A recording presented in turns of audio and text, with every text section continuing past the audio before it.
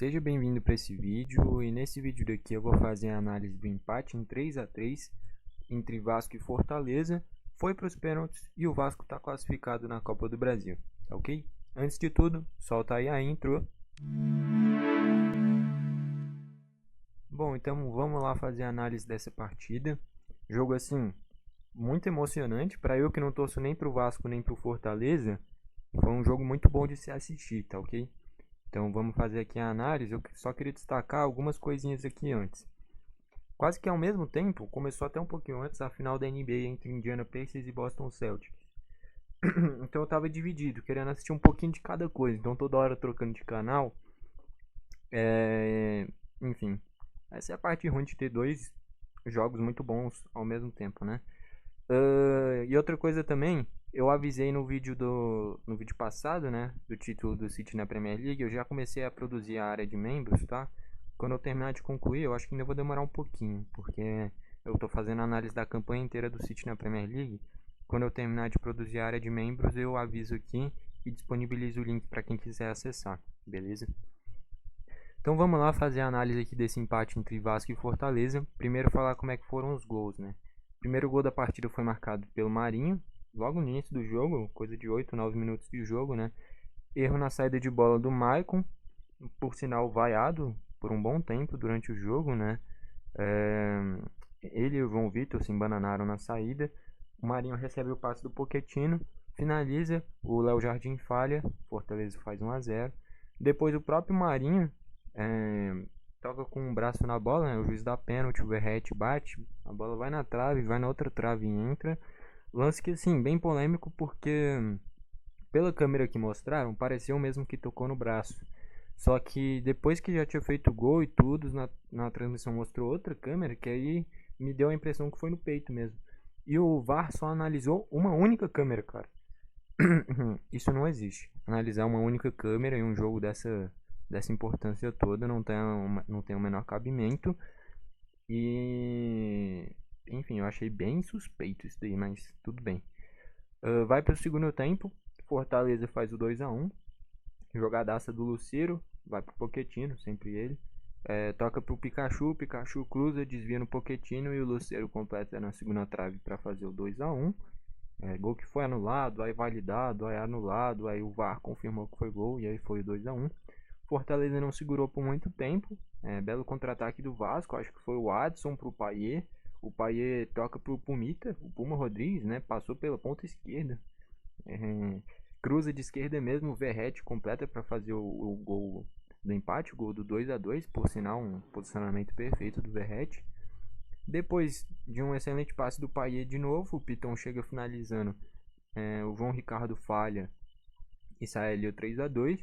E aí quando parecia que o Vasco ia garantir a classificação, o Hércules arranja um chutaço de longe, talvez desse para o Léo Jardim defender, mas é muito mais mérito do Hércules. Vai na bochecha da rede, faz o 3 a 3, vai para os pênaltis. O Kevin, que tinha entrado, perde o pênalti do Fortaleza e o pênalti que definiu a classificação do Vasco na defesa do Léo Jardim. Então vamos aqui para os destaques da partida, começando pelo Vasco, né, o mandante. O Léo Jardim é um dos nomes do jogo, talvez o principal nome do jogo, né, porque ele falha no gol do Marinho, ele talvez falhe no gol do Hércules, é uma bola defensável. Na do Marinho ele falhou, na do Hércules era defensável, mas aí vai para os pênaltis e é ele que faz a defesa que garante a classificação. Então é um goleiro que eu acho que é inquestionável no Vasco, até porque não tem outro à altura dele nesse momento. O João Vitor não foi bem na partida, o Maicon também não. Por mais que o Maicon tenha feito um desarme num drible do Machuca, acho que estava 2 a 2 ainda. Ou talvez já tivesse 3 a 2. Que ele salva o Vasco e, assim, se não é aquele carrinho dele, provavelmente seria gol do Machuca. Ele vai destacar muito o Maicon, mas no geral não fez uma partida muito boa. O Piton sempre atacando muito bem, fez o gol, né? Tanto o Galdames quanto o Sforza sumidos. O Adson eu achei muito bem, por sinal eu achei um erro tirar o Adson. Tava bem na partida, tava dando a vida ali, dava pra ver que ele tava bem quente no jogo, tava dentro do jogo mesmo, não tava apagado que nem o David tava. Então eu achei uma boa substituição tirar o David, mas agora eu não teria tirado o Adson. Deu certo, né? Porque o Pumita entrou e o Pumita foi bem, né? Deu assistência pro segundo gol do Vasco. O Payet muito bem também, né? Ele que dá assistência pro Piton e é ele que dá a pré-assistência pro segundo gol do Verratti, né? No cruzamento do Pumita. O David é aquilo, né? É um cara que é habilidoso, tem um potencial grande, mas não existe um cara de 27, 28 anos, a gente tá falando de potencial dele até hoje. É um cara que tem muito futebol, mas às vezes aparece, às vezes some, é um jogador muito irregular. E o Verratti, pô, é o marcador de gol do Vasco, cara. Se não tivesse o Verratti nesse ataque, o Vasco teria uma média de gols horrorosa, mas é porque o Verratti realmente é, é muito bom jogador, cara. O segundo gol dele é um posicionamento absurdo, ainda contribuído com um baita cruzamento. E o pênalti também muito bem batido, aí na disputa de pênaltis também faz. Acho que o Verratti é o principal jogador do Vasco junto com o Payet. Acho que não tem muito o que questionar, não. Enfim. Entraram o Pumita, entrou bem, é ele que dá o cruzamento pro segundo gol do Verratti. O Ryan entra, não produz muitas jogadas, nem o Matheus Carvalho. E o Paulo Henrique entra mais para recompor ali pelo lado direito também. Destaque do Fortaleza, o João Ricardo mal também, se a gente analisa os gols do Vasco. O de pênalti não tinha o que fazer, o segundo gol não tinha o que fazer, mas o chute do Piton era para defender. Por sinal, um gol muito parecido com o gol do Marinho no início. Um chute meio sem ângulo, assim, que ele não consegue defender. Duas bolas que tanto o João Ricardo quanto o Léo Jardim falharam. O que mais dá pra destacar? O Tinga, quando foi pra frente, mal. Defensivamente é um bom lateral, mas do meio pra frente não contribuiu tanto. O Felipe Jonathan fez um bom jogo, tá? Calma aí, ajustando aqui o microfone. Achei que ele foi bem, principalmente do meio pra frente. O Breno Lopes mal, tá? Não produziu quase nada. O Zé Wellison cansou no segundo tempo e acabou não contribuindo muito. O Pochettino é diferenciado, é muito bom jogador. Distribui bem o jogo, pisa na área. Enfim, baita contratação. Já tá indo pra o quê? Segunda, terceira temporada, vindo da Tajeres, né? Muito bom jogador. Aqui não tá muito bem formatado, né? Porque é o Rosseto, o Ellison, o Pochettino na meia, o Breno Lopes na esquerda, o Marinho na direita e o Lucero na frente. Aqui acabou misturando um pouquinho. Mas enfim. O Marinho também é 8 ou 80, né? Uma hora ele faz o gol, questão de 10 minutos depois ele faz um pênalti. Então é um cara que é bom jogador, mas é muito irregular também, que nem eu falei do David. E o Lucero também é um baita jogador, fez o golzinho dele também. Enfim, os dois times estão muito bem servidos de centroavante, tanto com o Verratti quanto o Lucero. São com certeza top 10 dos melhores centroavantes do Brasil. Que jogam no Brasil, né? Porque nenhum dos dois é brasileiro. Por sinal, acho que os dois são argentinos, né? O Verratti com certeza e o Lucero acho que é argentino também. Entraram o Moisés, quase fez um golaço e ali o Léo Jardim já estava com o quê? 49, 50 do segundo tempo. O Léo Jardim faz um milagre no chute do Moisés. O Pikachu entrou bem, dando uma... Não sei se contabilizou a assistência do Pikachu no gol do Lucero, tá? Porque desvia no Pochettino. Mas veio de um cruzamento dele. O Hércules é muito bom jogador e aí vale destacar o elenco do Fortaleza. Eu vi gente falando que por que o Fortaleza foi com um time misto? Cara, da onde que é time misto? O João Ricardo é titular, essa linha de defesa inteira é titular.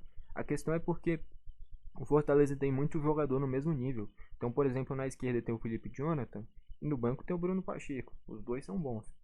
O Kevin já foi titular, o Machuca já foi titular, o Pikachu já foi titular, o Moisés é a mesma coisa, o Hércules também. Mas todos esses jogadores aqui, colocou um no lugar do outro, não dá pra falar que é time misto. Porque são jogadores que nenhum é baixo nível. Todos são nível alto.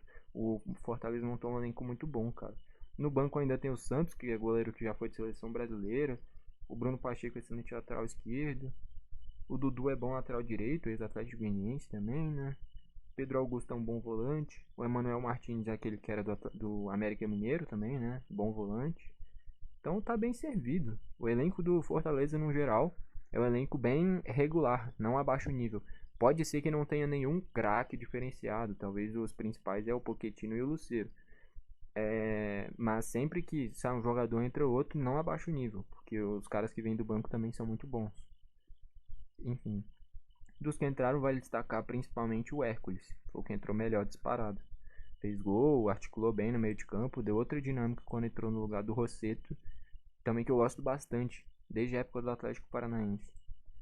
Estatísticas: 10 chutes do Vasco sendo 4 a gol, 12 do Fortaleza sendo 8 a gol. Posse de bola 52 a 48 para o Fortaleza. faltas 12 do Vasco tendo 3 amarelos, 6 do Fortaleza tendo 1 amarelo. Jogo pouco faltoso, vale destacar isso daí, né? Só 18 faltas, nível Premier League, pô, tá achando o quê? Porque tem muito jogo aqui no Brasil que termina com 30, 40 faltas, terminar com 18 é um nível bom. Nível excelente, aliás.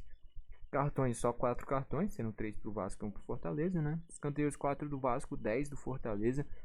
O que vale destacar aqui também é o Fortaleza é um time mais bem montado, tá? É um time que, na minha visão, é melhor do que o Vasco. Não à toa o primeiro jogo esclareceu bem. O Fortaleza era para ter metido 1 ou 2, 3 eu acho exagero, mas metido 1 ou 2 a 0 no Vasco. Não fez os gols. Vai para essa volta, começa bem, mas aí na bobeira do Marinho sai o pênalti, aí toma gol em contra-ataque, aí desestabiliza e toma o gol do Piton. Enfim, no geral, o time do Fortaleza é mais forte, tá? Porém, o Vasco, jogo de mata-mata, o Vasco jogando em casa, São Januário, e aí pesa, cara. A torcida fez uma festa espetacular, cara. A torcida do Vasco carrega esse time, porque no papel o time do Fortaleza é melhor, o time do Fortaleza tem um elenco melhor, o time do Fortaleza é melhor treinado. O Vasco tá contratando o técnico, ainda nem estreou, pô.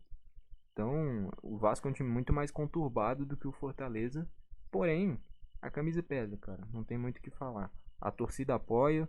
E aí chega nesse tipo de jogo e faz muita diferença. Ainda mais indo para os pênaltis.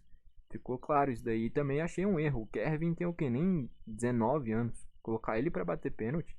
Tendo tudo isso daqui de opção, colocar um moleque de 19 anos para bater o último pênalti. Às vezes é a personalidade do cara pedir para bater. Mas deu errado e aí é fácil eu falar também que foi um erro. Mas enfim. O fato é que ele não fez o pênalti.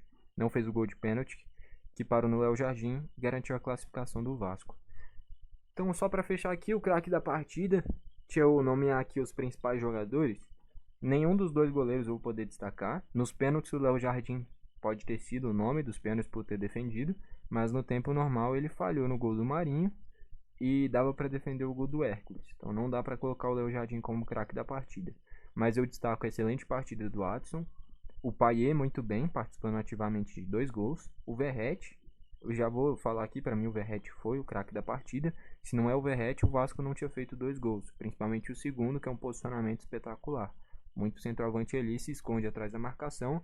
E ele não, ele encontra o espaço vazio para só receber a bola e fazer o gol.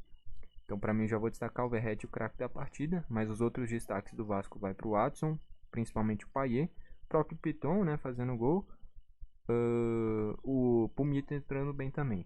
Destaques do Fortaleza: Felipe Jonathan do meio para frente foi bem, o Pochettino muito bem, o Lucero muito bem, o Marinho 880, né, momentos muito bons, momentos muito ruins, e o Hércules entrou voando também. Então, acho que é isso. E o Kevin entrou mal.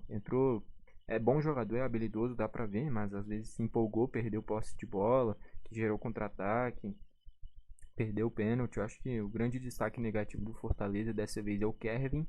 Mas é porque assim, tem jogador que a gente destaca porque a gente vê que é ruim. O Kevin não, dá pra ver que é bom jogador, tem muito potencial, mas entrou mal. Não fez um jogo bom. Enfim, é isso. Destaque do Fortaleza então, do meio pra frente o Felipe Jonathan. Pochettino muito bem, Lucero muito bem, momentos bons do Marinho, o Hércules muito bem também.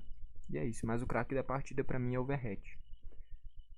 É isso, gostou do vídeo deixa o like, não gostou deixa o dislike. Se você gosta desse molde de vídeo, de análise, não se esquece de se inscrever no canal. E é isso, bom, foi esse o vídeo, valeu e falou.